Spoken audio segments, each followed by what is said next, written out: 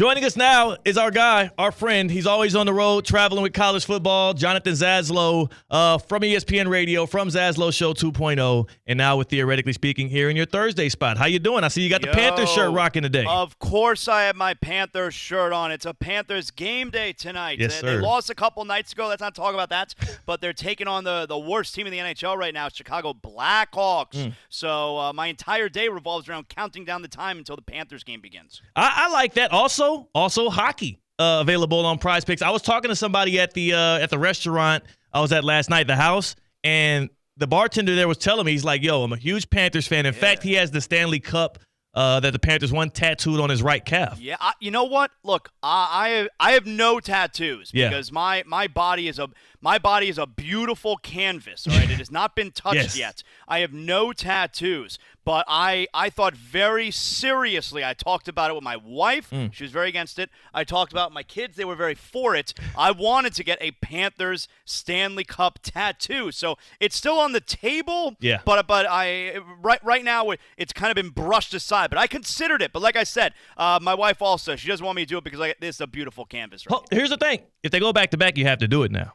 Well, I mean, I think I got to do it either way. Yeah. I think I got to do it just for winning one. I don't think you missed the window. You can't do it now. That window's not closed. The window's closed, Zaz. You can't wait until like months and months after the championship. The parade already happened. You got to get it has to be a reactionary thing. You can't think it out and wait this long. Isn't it great? I remember, and it's not like, oh, what an amazing idea, get a Panthers tattoo. So many people did that. I saw so many tattoos on social media. I saw the local tattoo parlors, 50% off if you get a Panther tattoo. That's crazy. The tattoo shops must have been getting a ton of extra business. They had to.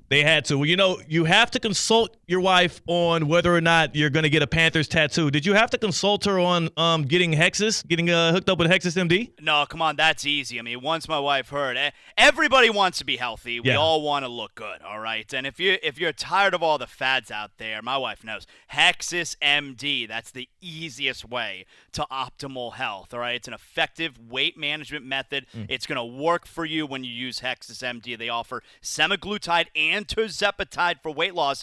Those are the best-selling weight loss medications on the market. And with Hexus MD, no insurance is required. And it's really easy, Theo. You fill out a simple medical form online when you go to HexusMD.com. That's HEXISMD.com. You speak to a physician online, and then you receive your medication. It's so easy. It's super discreet, fast delivery right to your door. Some of us are private. We don't everybody know our business, all right?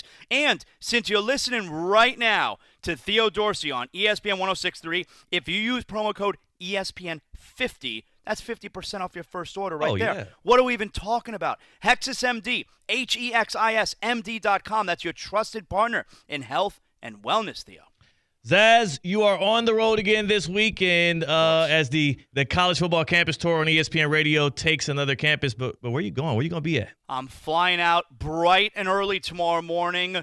We are going to Norman, Oklahoma. Oh, yeah. We got Alabama, number 7 Alabama. They're at the Sooners. Now, the Sooners stink. Everybody knows that.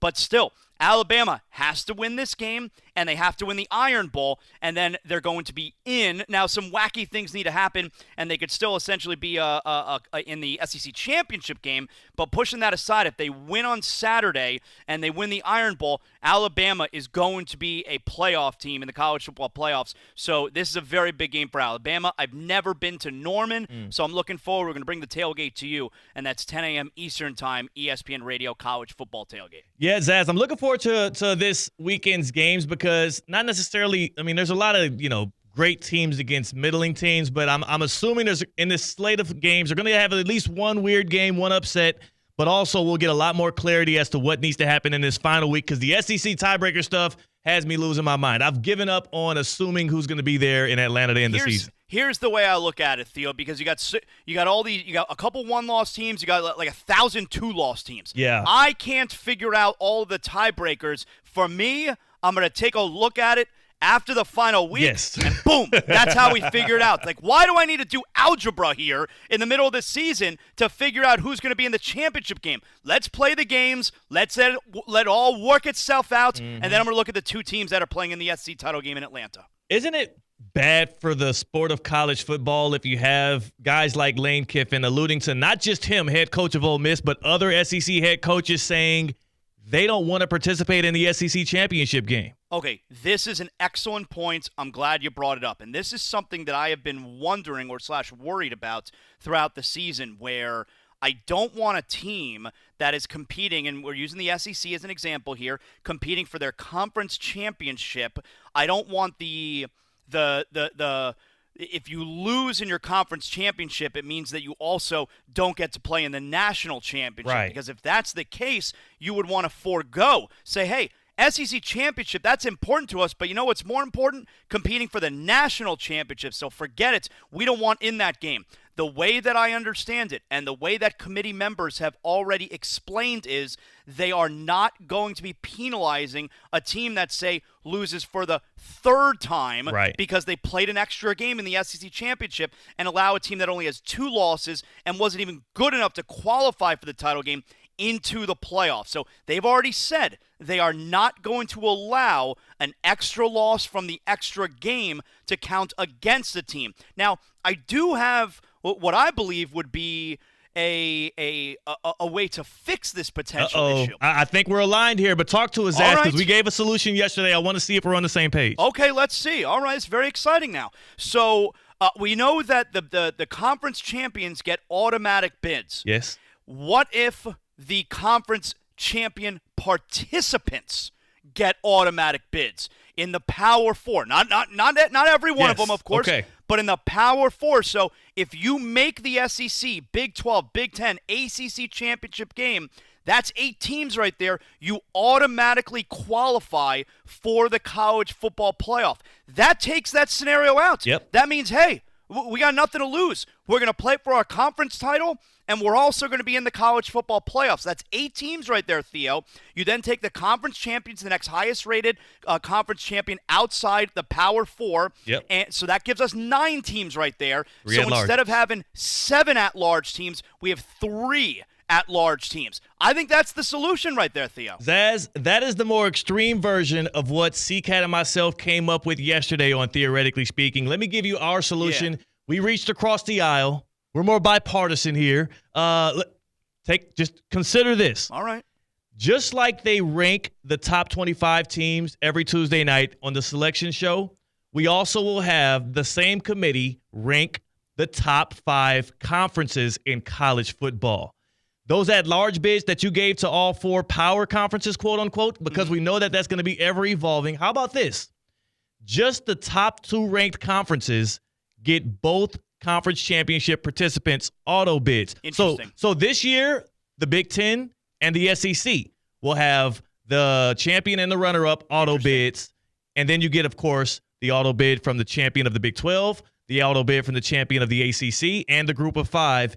It leaves more at-large bids up, so now there's a chance, a shot in the dark, 2 group of 5 teams could get in there.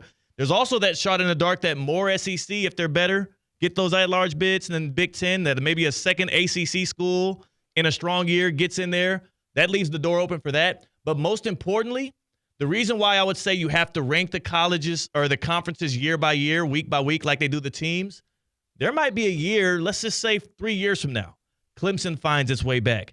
Florida State realizes their potential again like they had last year. Miami is still on top. There's a year that maybe the ACC is stronger than the Big Ten. That year, guess what? SMU, if you make the conference championship game that year against Miami, both of y'all are in. What do you say to that solution? Is it too moderate for you? How do you feel? It's interesting. What you're saying is interesting because it takes away what my solution, which is, potentially an SMU, let's say it's Miami and SMU in the ACC title game. SMU, in my scenario, would get into the playoff over a team like Tennessee. Right. And I think we could all say, hey, Tennessee's better than SMU. Yes. All right. So your scenario right there, it's a little bit convoluted. It is all right, a little. Because we're ranking conferences in your scenario also, but your scenario would avoid, if you get BYU and Colorado in the Big 12 championship game and Colorado wins, I think we all know BYU, maybe they're not very good. I would rather see Tennessee yes. in the college football playoff, then BYU if that's the case. So your scenario there takes care of all that. So I like it. I like it. Jonathan Zaslow from Zaslow Show 2.0 from the College Football Campus Tour, putting the stamp of approval I like it. on the Theoretically Speaking solution.